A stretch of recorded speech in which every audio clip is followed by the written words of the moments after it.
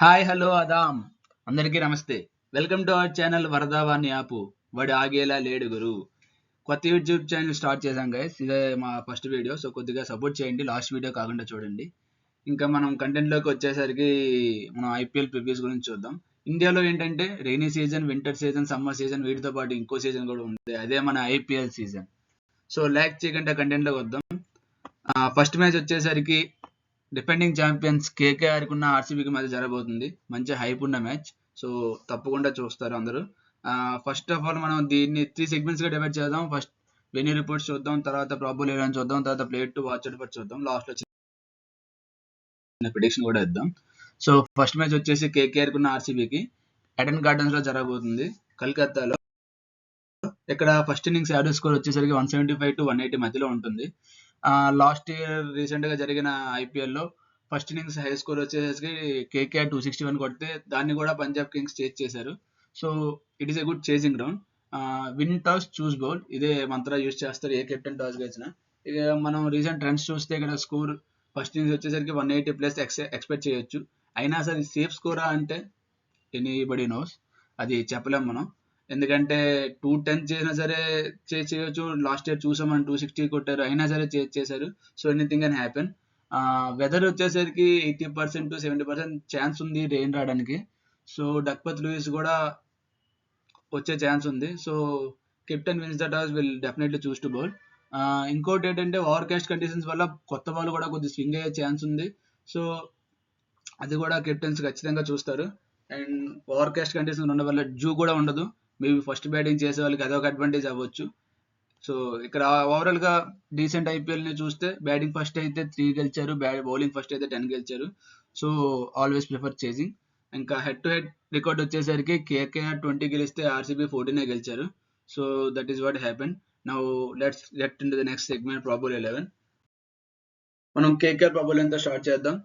ఇది opening de Kock రహానేతో start చేసాం. నరేన్ కూడా ఓపెనింగ్ రావచ్చు, కాకపోతే లెఫ్ట్ హ్యాండ్ ఇద్దరు లెఫ్ట్ హ్యాండ్ కాంబినేషన్ అవ్వచ్చు మేబీ. దానివల్ల నేను నరేన్ ని మళ్ళీ నెంబర్ 8 పంపించా. Rahane will open with de Kock.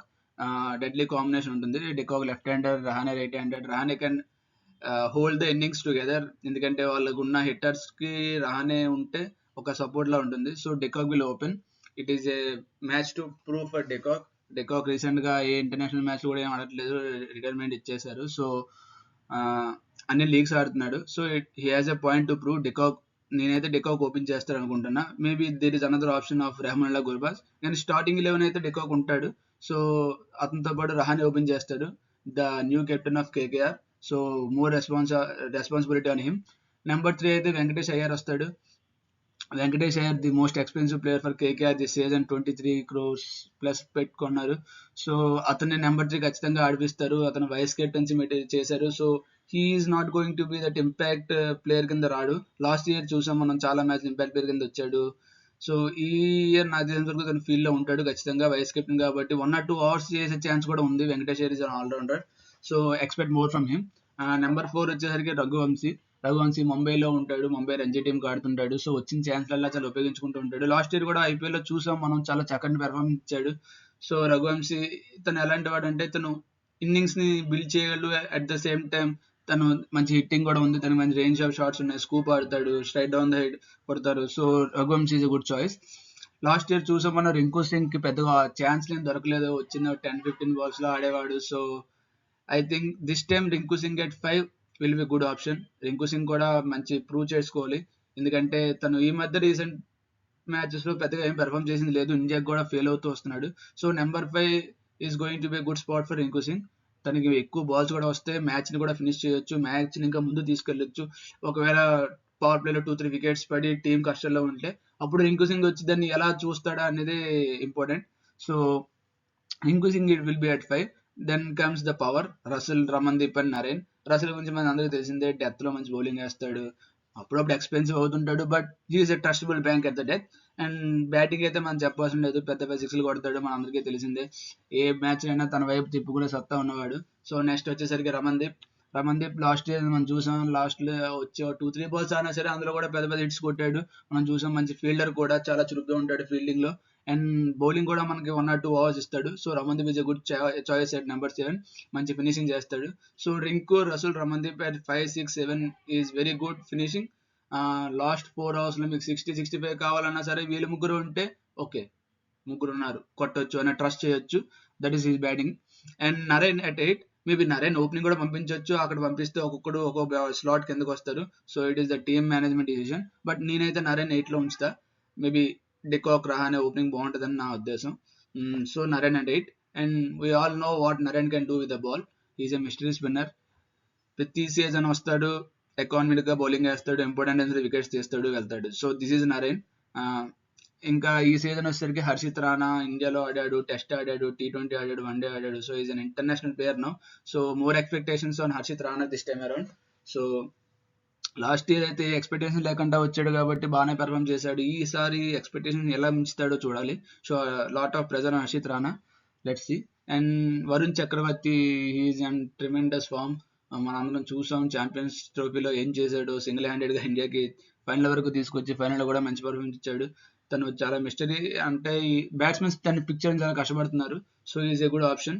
The player to watch out for is Varun Chakravarthy definitely. The number 10 వచ్చేసరికి స్పెన్సర్ జాన్సన్ లేదా అండీస్ నాట్కి.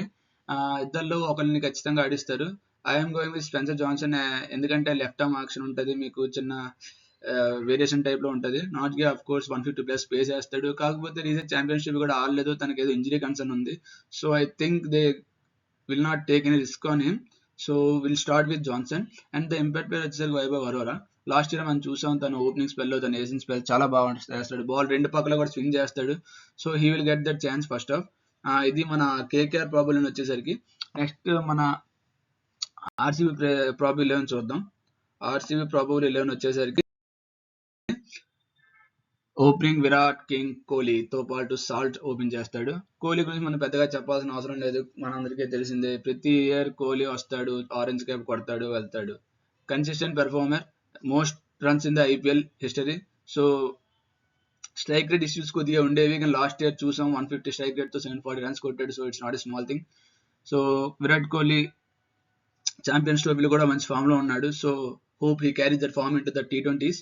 అఫ్ కోర్స్ T20s రిటైర్మెంట్ ఇచ్చాడు, కాకపోతే he's not someone like retirement ఇచ్చాడు కదా అయిపోయింది కెరీర్ అంటే, అలా కాదు. Kohli something else. So expect some huge innings from Kohli. And కోహ్లీతో పాటు సాల్ట్ ఓపెన్ చేస్తాడు. మనందరికీ తెలుసు ఆ సీజన్ సాల్ట్ ఎడెన్ గార్డెన్స్ లో KKR కి ఆడేవాడు. సూపర్ ఇన్నింగ్స్ లో చాలా ఆడాడు. తను లాస్ట్ ఇయర్ 180 స్ట్రైక్ రేట్ తో యావరేజ్, 58 యావరేజ్ తో 180 స్ట్రైక్ రేట్ తో ఆడాడు. It's not a normal thing to the opener. Finisher 180 strike rate, 200 strike rate is common. But opener 180 strike rate తో, అది కూడా 60 యావరేజ్, అరౌండ్ 58.2 సంథింగ్ యావరేజ్ ఉంది. So it is phenomenal start to his IPL career. So I think Salt and Kohli is a good combination. Salt goes aggressive and Kohli also can go aggressive. So number 3 వచ్చేసరికి పడికల్. నేనైతే Padikkal consider చేస్తాను, ఎందుకంటే that left hander must be in team. So ఎందుకంటే అందరూ right హ్యాండర్లు అయితే మీరు spin తో మీతో ఆడించుకోవచ్చు అవతల టీం. సో నేనైతే పడికల్ని ఖచ్చితంగా నెంబర్ 3 వేస్తా. అఫ్ కోర్స్ పడికల్ నెంబర్ 3లో ఫెయిల్ అయ్యాడు, రాజస్థాన్కి ఫెయిల్ అయ్యాడు. కాకపోతే ఎక్స్పీరియన్స్ ఇక్కడ పనికి రావచ్చు. రీసెంట్ గా ఇండియా కూడా టెస్ట్ టీమ్ లో ఆడాడు. So he has that experience. Let us hope he will turn the tables. Number 4 వచ్చేసరికి Patidar. Is the new captain of RCB. Lot of expectations on him. తనకి స్పిన్ బ్యాట్స్మెన్ పేరు కూడా ఉంది. So తన ఆ పేరుని ఎంతవరకు నిలబెట్టుకుంటాడో చూద్దాం. ఇక తనకి అపోనెంట్ లో నరేన్ అండ్ వరుణ్ చక్రవర్తి ఉన్నాడు. How he takes on them is a much mouth watering contest. చూద్దాం దాన్ని ఎలా చేస్తాడు. నెక్స్ట్ వచ్చేసరికి లివింగ్స్టన్ రీసెంట్ గా కంక్లూడ్ అయిన ఛాంపియన్స్ ట్రోఫీలో కానీ, మన ఇండియాతో జరిగిన సిరీస్ లో కానీ అంత పెద్ద ఫామ్ లో ఏం కనిపించలేదు, కానీ అడదా పడదా కొన్ని సిక్స్లు కొట్టాడు. So he's a big hitter, can play that cameos. ఈ ఆర్సీబీ టీంలో one of the main batsmen గా లివింగ్స్టన్ ఉంటాడు. Number 5, number 6 spots are very crucial spots. ఎందుకంటే మ్యాచ్ వచ్చి ఫినిష్ చేయడం, నీకు బాల్స్ ఎక్కువ దొరకవు, కానీ వచ్చిన బాల్స్ లో ఇంపాక్ట్ క్రియేట్ చేయాలంటే చాలా మంచి ప్లేయర్స్ కావాలి. So Livingstone is a good buy under that. Maxwell బదులు తీసుకున్న లివింగ్స్టన్ ని. లివింగ్స్టన్ కూడా నీకు 2-3 అవర్స్ వేస్తాడు, లెగ్ స్పిన్ వేస్తాడు, ఆఫ్ స్పిన్ వేస్తాడు. So is A utility player. Batting కూడా పెద్ద సిక్స్లు కొట్టగలడు. అండ్ నెంబర్ 6, 7, 8 వచ్చేసరికి కృణాల్, జితేష్, టిమ్ డేవిడ్. ఎవరు ఎక్కడైనా ఆడొచ్చు సిచ్యువేషన్ బట్టి. టిమ్ డేవిడ్ తెలుసు మనకి, పెద్ద హిట్స్ కొడతాడు. స్లాట్ లో బాల్ ఉందంటే ఖచ్చితంగా 6 బౌండరీ బయటే ఉంటుంది. Jitesh Sharma is a good pick. 11 crores పెట్టుకున్నారు. So he'll keep the wickets. Lot of expectations on him. And Dinesh Karthik కి ప్లేస్లో తీసుకున్నారు కాబట్టి he will be that finisher. Krunal Pandya వచ్చేసరికి మనందరికీ తెలుసు, Krunal Pandya the best IPL allrounder. Spin బాగా వేస్తాడు, బ్యాటింగ్ ఆడతాడు. ముంబైతో చూసాం, లక్నోతో చూసాం. He's a good utility player. 4 overs అంటే తను వేసిన 4 అవర్స్ 3-4 వికెట్స్ ఇచ్చేస్తాడని చెప్పలేం, కానీ 6.37 7.3 అంతకంటే ఎక్కువ ఎకానమీ అయితే ఇవ్వడు. So is a good defending bowler. And batting వచ్చేసరికి క్రంచ్ సిచ్యువేషన్స్ లో తనకి ఆ ప్రెజర్ మూమెంట్స్ లో తను పెర్ఫామ్ చేస్తాడు, తనకి ఆ ఎక్స్పీరియన్స్ ఉంది. So number 6 Krunal, number 7 Jitesh Sharma, number 8 Tim David. And bowling వచ్చేసరికి they retained SDL, so they have shown some faith in SDL. So SDL at 9 Bhuvneshwar Kumar and Josh Hazlewood will be my 3 pacers. Josh Hazlewood కొంచెం injury నుంచి వస్తున్నాడు, so hope he will recover quick. If Josh Hazlewood is not fit, Lungi Ngidi ఉన్నాడు, తన place లో తీసుకోవచ్చు. లేదా bowling సరిపోతుంది, కొద్దిగా బ్యాటింగ్ ఫైర్ పవర్ కూడా యాడ్ చేద్దాం అంటే రొమారో షెఫర్డ్ ని కూడా కన్సిడర్ చేయొచ్చు. So it's up to the team management. But fit గా ఉన్నాడని చెప్పి కొద్దిగా తెలుస్తుంది. So Josh Hazlewood will be in the playing 11 definitely. Bhuvneshwar Kumar, they paid so much and Bhuvneshwar Kumar, they are trusting him. Dinesh Karthik also said he is the number 1 T20 bowler in my view. So they are trusting Bhuvneshwar Kumar. So Bhuvneshwar Kumar నుంచి చాలా మంచి innings అయితే తను expect చేస్తున్నారు. కొత్త బాల్తో swing చేయగలడు, డెత్లో వేయగలడు, మిడిల్ ఓవర్స్ లో కంటైన్ చేయగలడు బ్యాట్స్మెన్స్ ని. So he's the good pick. And ఎస్డిఎల్ డెత్ లో మంచి స్లో బాల్ చేస్తాడు, వేసింగ్ చూపిస్తాడు, యార్కర్ కూడా వేస్తాడు, కొత్త బాల్ తో బాల్ లోపలి స్వింగ్ కూడా చేస్తాడు. దట్ లెఫ్ట్ హ్యాండ్ వేరియంట్ ఉంటుంది. సో ఎస్డిఎల్ ఇస్ అ గుడ్ ఆప్షన్.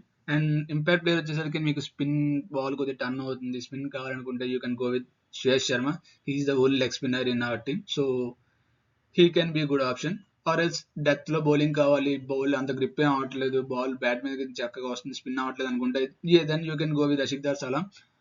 తను కూడా 6 scores పెట్టుకున్నారు. So is not a bad pick. Last year చూసాం ఢిల్లీ క్యాపిటల్స్ లో తను అప్పుడప్పుడు ఆడిన. ఆ ఢిల్లీ క్యాపిటల్స్ లాస్ట్ సీజన్ ఏమైందంటే ప్రతి స్కోర్ 200+ ఉంది, అందులో కూడా తను చాలా మంచిగా పెర్ఫామ్ చేశాడు.